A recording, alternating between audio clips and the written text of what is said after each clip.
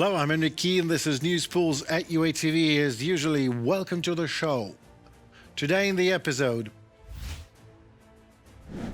large fire broke out at Tikhoretsk oil pumping station in Russia. Ukraine's security service is behind the drone attack. Russia shares its experience of advanced drone tactics from its war in Ukraine to hit United States and Gulf nation targets, reports on Western intelligence. Kremlin exaggerates Russian advances on the front by at least twice. Ukraine rises drone supplies to hit the enemy. Today, the filming site is the Tikhoretsk oil hub in Russia. It is one of the largest oil logistic transshipment points in southern Russia. It houses a large oil depot and a terminal, which play an important role in the logistics of Russian fuel and petroleum products. Did I say play? Played, of course. A massive fire broke out at the oil depot in Tikhoretsk, Russia's Krasnodar Krai, following an overnight drone attack. The Astra Telegram channel reports early on March 12th, showing photos and footages from eyewitnesses. Locals in Tikhoretsk report multiple explosions and then a fire in the city. According to Astra analysts of eyewitness footages, the tanks and the local oil depot are set ablaze. This oil depot set alight is a part of the Tikhoretsk oil hub and is one of the largest oil transshipment hubs in all southern Russia. And also in the Russian city of Tula, the Kosogorsky meteorological plant caught fire reportedly just on its own. From the available video footage, we can assume that one of the old blast furnaces at the plant is ablaze for some unknown reason. SBU or military intelligence of Ukraine just do not confirm, but also do not refute the fact of assault. This way or the other, repairing a blast furnace is a very, very complicated process, and we sincerely wish it to be as complicated as it gets. The Kosogorsky meteorological plant is a basic enterprise indeed, but it does not produce weapons directly, but supplies metal and ferric alloys to Russian army, without which the production of military equipment is impossible. Russia is helping Iran not only with intel data, reports CNN. According to Western intelligence, Moscow shares its experience now of advanced drone tactics from its war in Ukraine to hit American and Gulf nation targets in the Middle East. Russia has used Shahid drones against Ukraine in waves, with multiple drones flying together and changing course regularly to avoid air defenses, the same way Iran behaves during attack of regions of Gulf streams, as you can see, and it works. Shahid drones designed by Iran but mass-produced in Moscow to be used in Ukraine to bring terror have been unexpectedly successful in doing the same thing in the Gulf, penetrating the air defenses of Gulf nations. Russian support of Iran obviously reaches a new level. What was more general support is now getting more concerning, including UAS drone targeting strategies that Russia employed in Ukraine. CNN, quoting Western intelligence official. President Zelenskyy has stated that the combined efforts of Russia and Iran in drone production pose a significant threat to the world and could potentially lead to World War III. He shared these thoughts during an interview with Irish journalist Keelan Robertson. Ukrainian intelligence has documented the presence of Russian components in the Shahid drones used in the war against Ukraine. And while Moscow actively deployed Iranian weaponry at the beginning of the full-scale invasion, Iran is now using similar technologies in the Middle East conflict. Now Iran attacks other countries of the Middle East and American bases, American soldiers. You know that a lot of losses already. So that's why, I mean, it's understandable that this is the biggest risk when the world had during last years, because it can be a World War III, where will be. I mean, this. I hope, God bless, that we will not have, but will not have it. But if this war in the Middle East will not stop, like the West had to stop Putin at the very beginning, The president of Ukraine also adds that in this scenario, there is only one main question: which country will be the first to support sending their own boots on the ground? Yes, troops, as it happened in the war against Ukraine. For example, when North Korea sent 10,000 soldiers to aid Russia. Donald Trump claims victory in Iran already. He is sure in its war against Iran, Washington was in, we quote, very good shape. No Navy, they've got no Air Force, they've got no anti-air traffic, anything. I think we're in very good shape. The main thing is we have to win this. They win it quickly, but win it. And there are many people, I'm just watching some of the news, most people say it's already been won. It's just a question of when. When do we stop? We don't want to let it regrow.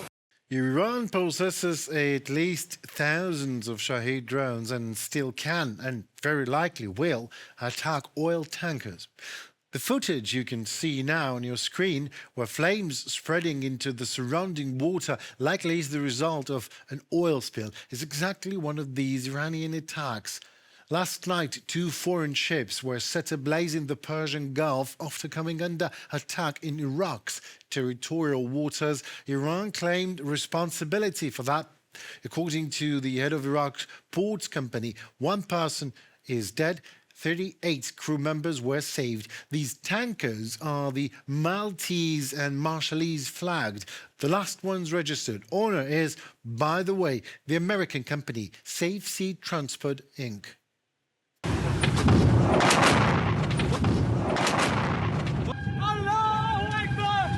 الله أكبر انهدام النفتکش امریکایی در محدوده شمال خلیج فارس. Since unregistered Starlink terminals in Ukraine were blocked, Starlink traffic in Ukraine has dropped for as much as 75%. That constitutes to the fact 3 out of 4 Starlinks were used by the Russians here in Ukraine. That was a blow delivered to Russian military aggression when Starlinks were blocked, and then a record number of multicopters and all other types of drones used for reconnaissance and combat are being produced now in Ukraine domestically and sent to the front lines right now as we speak. The supply of UAVs soared by as much as 17% this year alone, and Ukraine is just getting started. FPV drones, fiber optics UAVs, reconnaissance and assault drones. The panic in the Russian army because of that is spreading to hide huge personnel losses, and it fails on the ground. Kremlin is exaggerating Russian advances on the front line, but at least twice. This is the conclusion of analysts at the Institute for the Study of War. In reality, the advances made by Ukrainian defense forces in February alone actually exceed those of the Russian ones. More, watching our story for you. Panic has begun in Russian public pages. Propagandists are massively reporting that the Russian army has lost control over Kupiansk and that units trying to dig in there are encircled, and this despite the Kremlin command's victorious reports. As of 7th of March, about 20 Russians remained in several buildings in the central part of Kupiansk, reported Viktor Trehubov, head of the communications department of the Joint Forces Grouping. In the Kupiansk direction, attempts by the invaders to infiltrate closer to the city were recorded, but they were stopped by Ukrainian forces. The bridgehead of the defense forces east of the city is also holding. There, Russian attempts to advance are also chaotic in nature and are not succeeding. Viktor Trehubov, head of the communications department of the Joint Forces Grouping, on the United News telethon. Commander-in-Chief of the Armed Forces of Ukraine, Oleksandr Syrsky, stated that over the past month, Ukrainian troops regained control over a larger area of territory than the Russian army managed to capture during the same period. According to him, the defense forces are trying to seize the operational initiative and impose their own rules of combat on the enemy. Ukrainian military are conducting active offensive actions on certain sections of the front in Donetsk region. General Syrsky visited units and subdivisions of Ukrainian defenders and noted that despite constant attempts by Russian occupiers to penetrate deep into Ukrainian defenses, the armed forces of Ukraine continue to hold positions and counterattack. The enemy is suffering significant, sometimes critical losses in manpower and equipment. Ukrainian units are effectively using unmanned systems, artillery, and remote mining, consistently reducing the combat potential of Russian troops and disrupting their offensive plans. Oleksandr Syrsky, Commander-in-Chief of the Armed Forces of Ukraine, on Telegram. Vladimir Putin previously declared plans to capture the entire territory of Donetsk region by the end of last year. Yet as of early March 2026, this goal remains as distant as it was several months ago. According to OSINT analysts, the advance of the aggressor country's army has effectively stopped. From 23rd of February to 1st of March, Russia lost 16 square kilometers of Ukrainian territory. President Volodymyr Zelenskyy of Ukraine also noted the successful counteroffensive actions of the armed forces of Ukraine. We conducted a series of important defensive actions in the south of our state over the past month and a half, and in some directions offensive ones as well, exclusively actions aimed at disrupting the plans of the Russian Federation. We consider that quite successfully. We restored control over approximately 400 to 435 square kilometers. The Ukrainian army is successfully striking strategically important targets of the Russian military-industrial complex. The General Staff of the Armed Forces of Ukraine confirmed a strike with Storm Shadow missiles on a defense plant in Bryansk. Russian authorities do not comment on the damage to the military-industrial enterprise. The Kremlin microelectronics plant produces control systems for all types of missiles in Russia's army arsenal, in particular for Iskanders. The commander-in-chief of the Armed Forces of Ukraine reported on the operation to the president of Ukraine. Volodymyr Zelenskyy called such strikes a completely fair response to the aggressor. Our warriors struck one of the important Russian military plants in Bryansk. This plant produced electronics, components for Russian missiles, precisely those that strike our cities, our villages, peaceful residents. We are defending ourselves. Russia has long had the opportunity to end this war that it itself started. Over January and February, Ukraine's defense forces struck 3 major enterprises of the Russian Federation's military-industrial complex, as well as one of the key missile test ranges and 2 large arsenals, reports Ukraine's Ministry of Defense. According to the ministry, this reduces the enemy's capabilities to produce and store weapons and weakens its ability to strike missiles and drones at peaceful Ukrainian cities, reported by Victoria Chistayukina, UATV News. Well, it seems to be it for today. My name is Henry Keane. Thank you so very much for being with us this time. Please leave a comment and subscribe to our channel so to stay tuned to what tomorrow holds for all of us. UATV will be there, I promise, to give you the best in Ukrainian perspective. Stay tuned and see you tomorrow. Goodbye.